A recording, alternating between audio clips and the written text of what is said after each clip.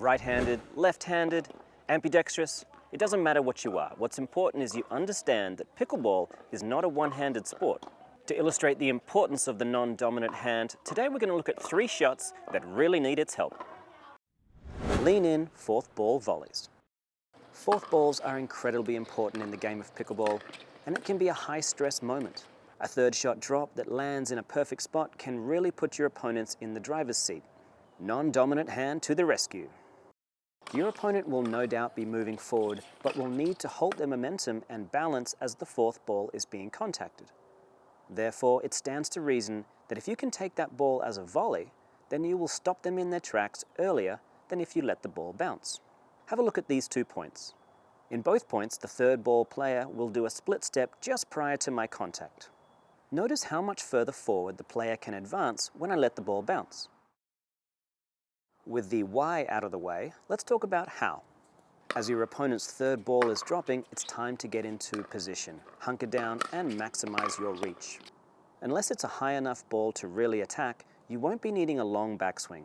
So get your paddle out in front and at the same time push back with your non-dominant hand to provide plenty of counterbalance. Have a look at what happens when I go into an extended contact position with and without the use of my non-dominant hand.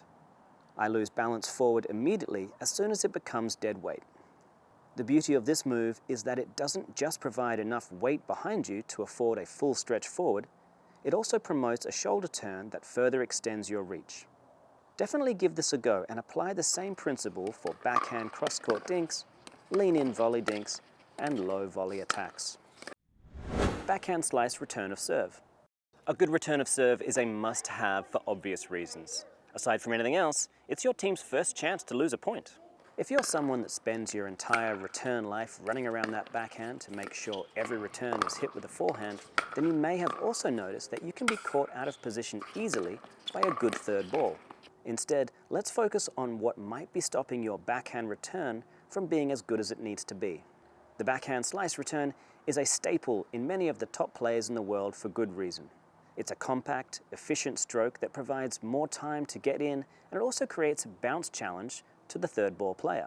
To play this shot well requires an equal and opposite action-reaction from your non-dominant hand.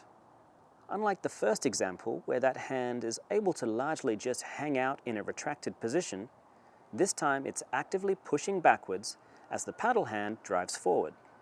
As you slice down on the ball, imagine you're trying to squeeze your shoulder blades together. And remember, if you want to swing faster at the ball, you'll need to push back even harder with your non-dominant hand. Have a look at what the technique looks like with and without the counterbalancing effect of my left hand.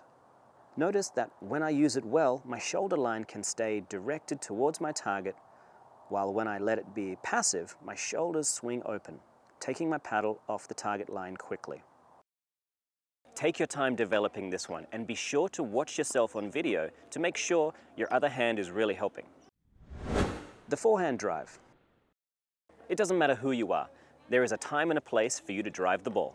The forehand is generally the tool for the job, but how many of you consider what your other hand is doing? A good forehand drive is a complex coordination chain, and it involves the paddle moving with real velocity. Therefore, a player could easily lose balance throughout the stroke or suffer from a variety of technical faults. Let's look at 2 forehands, one with a passive left arm and one with a counterbalancing left arm. In my initial turn that prepares the paddle in a position to then start accelerating, my left hand follows suit, creating what's called a unit turn, where neither shoulder allows the arm to disconnect from the shoulder line. Let me show you what happens when I complete a full turn and then drop my left arm. I lose balance quickly, for the same reason that I lost balance forward in the extended volley position. Incorporating this arm into your stroke not only provides plenty of counterbalance to set up correctly, but also has some other helpful effects too. Firstly, it acts as a width gauge, helping your body learn just how far away from the ball it should be. It also promotes a full shoulder turn that will certainly come in handy when you want to create maximum power. In short, it's important, so please do it. And remember, there are no one-arm shots in pickleball. Technique involves a lot of grey area, and I'll never tell you there's only one way to play a shot. However, one thing we can all agree on is that balance is crucial. The use of the non-dominant hand in today's examples are just a few of the important jobs it has in pickleball. So please, take a good hard look at your game and decide just how much it's hurting or helping. Till next time, see you at the kitchen line.